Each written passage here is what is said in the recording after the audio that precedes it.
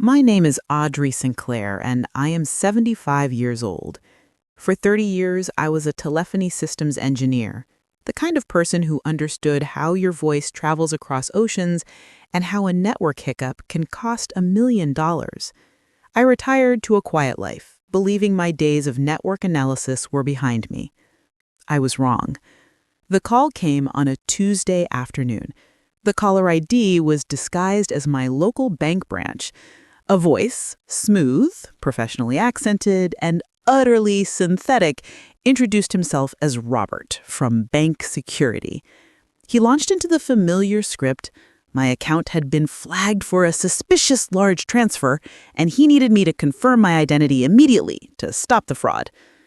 Most people panic, but I am not most people. I heard the lie immediately, not in his words, but in the sound of his voice. I heard the unmistakable latency and digital echo, a subtle fractional delay in the audio loop that most users chalk up to bad cell service. But to a retired telephony engineer, that echo was screaming information. It told me two precise facts. First, he was not calling from a secure, dedicated bank line, which would have zero latency. Second, the call was being tunneled through a cheap voice-over internet protocol, VoIP, routing hub, a classic low-budget technique used by overseas scam operations to disguise their location and bypass standard security checks. Robert was not in my city. He was likely thousands of miles away, using a poorly secured satellite connection. I felt a cold wave of anger wash over me, quickly followed by a rush of professional engagement. My technical mind snapped back into action. He was calling me, the retired engineer, using a flawed system I had spent my entire career perfecting. It was an insult to my intelligence. I decided right then I wouldn't hang up and report him. I would trace him. Pretending to fumble with my paperwork, I kept him talking. "Oh dear, a suspicious transfer? That sounds very serious, Robert." As I stalled, I quickly opened an ancient, custom-built call analysis program I had written decades ago, buried deep on my desktop. The program was designed to bypass consumer-level VoIP compression and capture the raw digital signature of the incoming call stream, the one piece of data they never thought an ordinary user could access. My hands, though older, still flew across the keyboard. Robert was smug, confident, and entirely unaware that his voice was being analyzed and cataloged by the very target he was trying to victimize. Keeping Robert on the line was a delicate, high-stakes game. I needed a full 90 seconds to execute the trace program and capture the necessary data packets. Robert was trained to pressure me into action within 60 seconds. I had to sound exactly like the confused, vulnerable victim he expected. I used every distracting technique I knew, complaining about my glasses, searching for a pen, and asking him to repeat the fake transfer amount 3 times. As I stalled, the analysis program worked in the background. This screen, once dark, began filling with cascading lines of technical data, packet headers, compression rates, and most importantly, the routing nodes. I captured the first 3 crucial nodes, the initial exit point from the cheap VoIP service. Robert, meanwhile, became increasingly agitated. "Madam, we must move quickly, or the fraudsters will empty your account." "Oh, my word," I exclaimed, sounding suitably panicked. "But Robert, before I give you anything, can you tell me the name of your department director, just for my records?" This was a trick. A real bank employee would instantly know the name. A scammer would hesitate. Robert's composure broke slightly. There was a fraction of a second of dead air, followed by a hastily invented name. "It is Mr. Wallace, madam. Now, please, we are running out of time." That hesitation confirmed everything I needed. He was reading from a script and was not a real bank employee. I had the first 3 routing nodes, a digital fingerprint, but just as the program was about to execute the final deep packet capture, Robert's voice suddenly turned cold. "You're wasting my time, madam. I am terminating this call." He hung up abruptly, clearly sensing the delay was deliberate. My blood ran cold. The final capture had failed. I only had the first 3 routing nodes, which were just enough to prove the call came from an illegal service, but not enough to prove who Robert was or where his server was physically located. I felt a sharp stab of disappointment. I had risked exposure, and my only evidence was half finished. I knew the police or even the FBI couldn't act on 3 routing nodes alone. They needed a specific, current IP address and a physical location.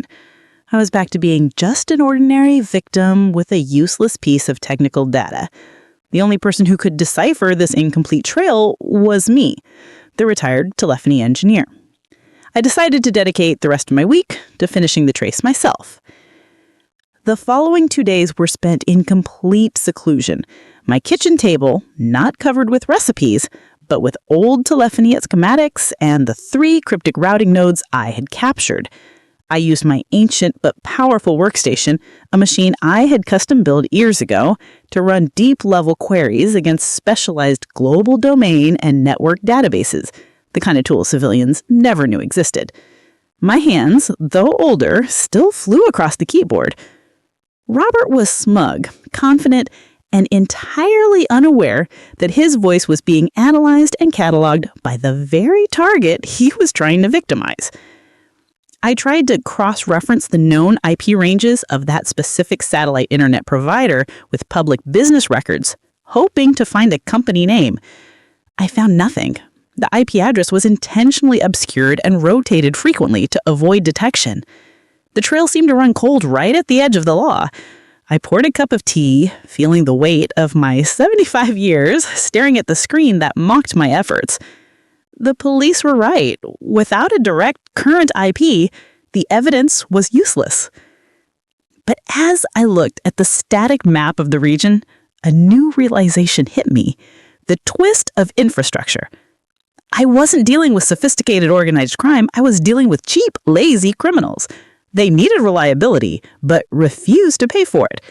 I remember reading an old industry white paper about that specific satellite provider, noting a unique technical vulnerability.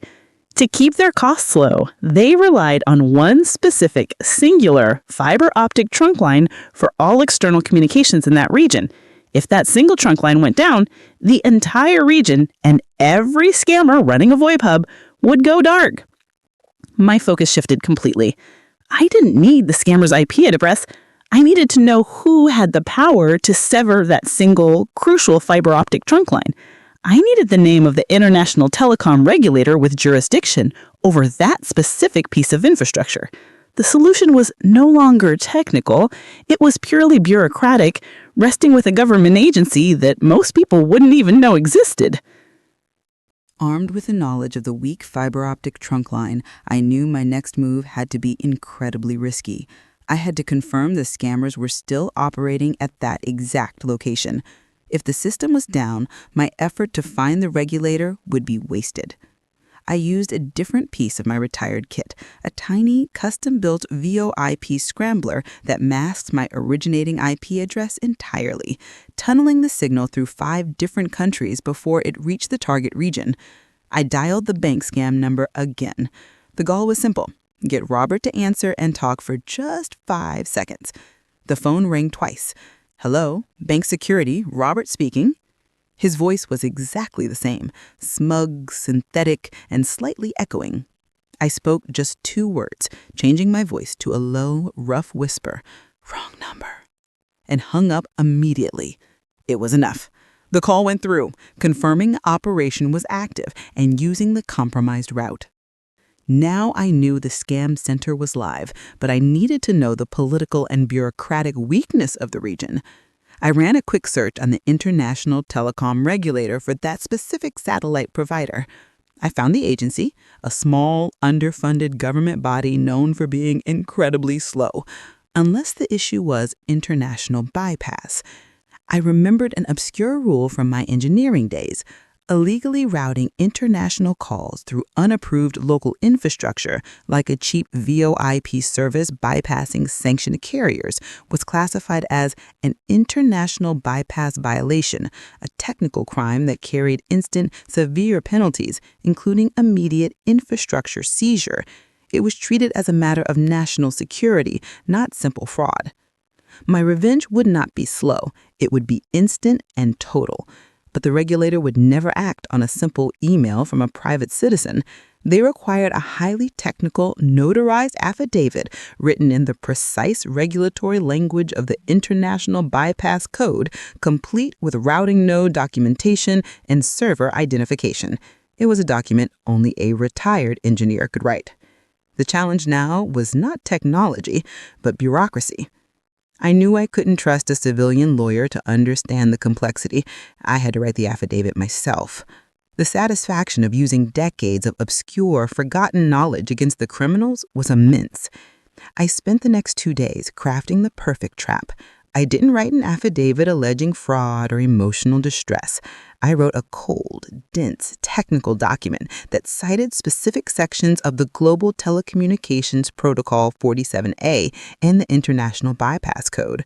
My hands were steady as I typed, my mind focused on the precise language of the regulation. Every sentence was a weapon.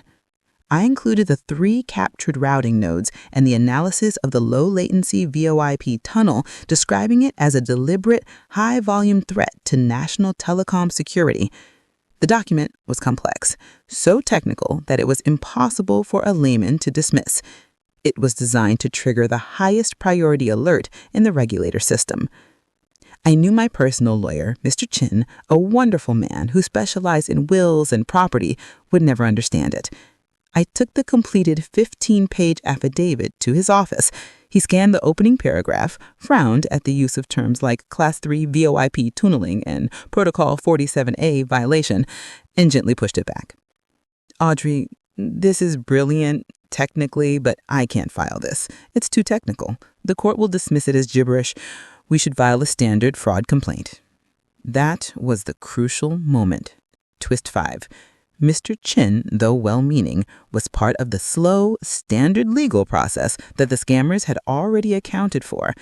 I realized that my revenge could only happen if I completely bypassed the civilian legal system. The technical crime demanded a technical, bureaucratic solution. I retrieved my document and left his office. I went home and accessed my old retired network administrator credentials.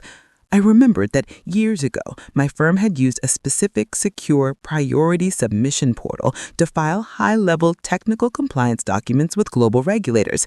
That portal required specific legacy codes and encryption, codes I had memorized decades ago.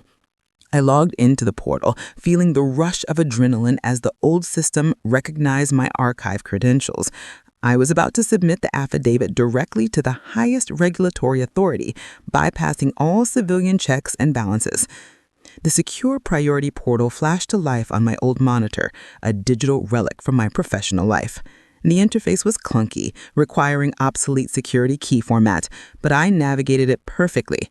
I uploaded the highly technical affidavit, ensuring every routing node and code citation was precisely correct. I submitted it as not Audrey Sinclair, a victim. I submitted it as Network Compliance Officer, retired, using the specific technical credentials the system would recognize. The system paused, analyzing the density of the technical information. Then a massive digital green stamp appeared on the screen as Emergency Violation, International Bypass Protocol, Action Required. The report was automatically flagged for instant review by the highest level compliance officer. The moment I hit submit, I knew the wheels of government infrastructure, the most powerful, slowest machine on earth, had been set in motion, and they were moving with absolute, unhesitating speed on this one specific technical violation. The urgency was extreme. I knew the scam operation worked in high-volume batches. They were likely right now running a new, massive phishing attempt trying to drain thousands of accounts. The regulator's action would take minutes, maybe an hour, to execute across the continent.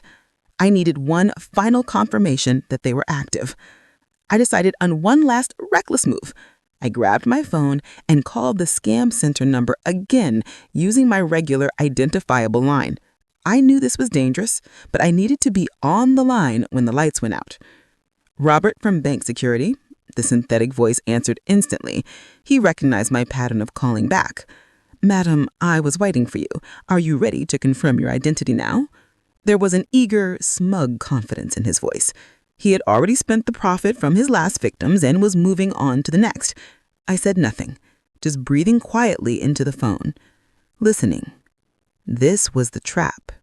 I listened to Robert's voice, that smug, synthetic voice, as he launched into his script for the third time, unaware that his entire world was about to be obliterated by a 15-page document written by his target. He continued to pressure me, speaking faster and faster, sensing panic in my silence. "Madam, this is your last chance. Your account will be emptied, and there is nothing I can do to stop it unless you give me the verification code now." I could hear the frantic energy in the background of his call center, the low, chaotic noise of dozens of other scammers working the phones, the distant, muffled sounds of a cheap office. The sound was an auditory map of the crime hub. Then, precisely when Robert was mid-sentence describing the fictitious funds leaving my account, it happened. Silence. Not a hang-up sound, not a sudden crackle. Total, absolute, electronic silence. The chaotic background noise vanished instantly. Robert's voice cut out mid-syllable as if a volume dial had been yanked to zero. The local telecom regulator's emergency infrastructure order had gone through. The violation, the illegal international bypass, was confirmed. The regulator hadn't needed to send police.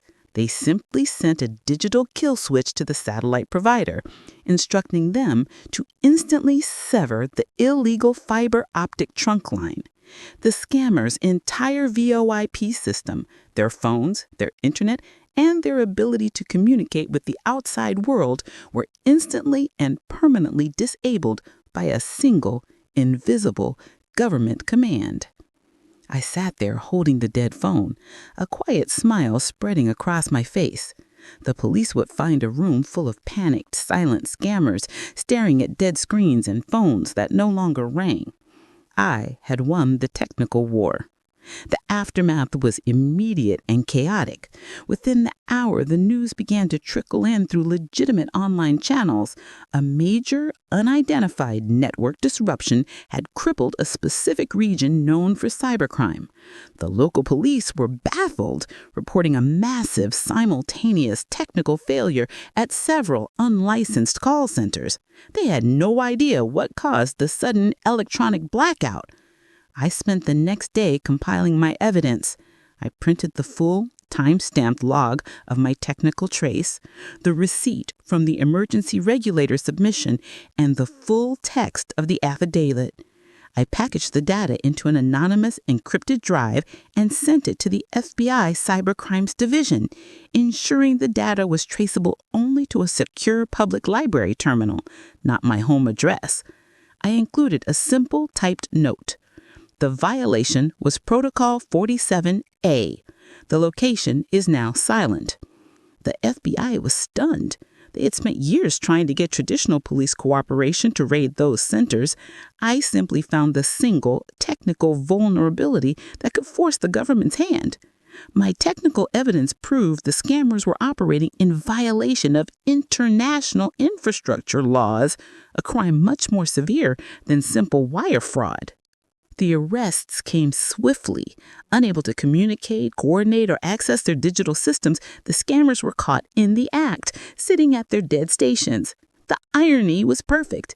They were defeated not by a raid, but by a quiet, invisible, technical execution.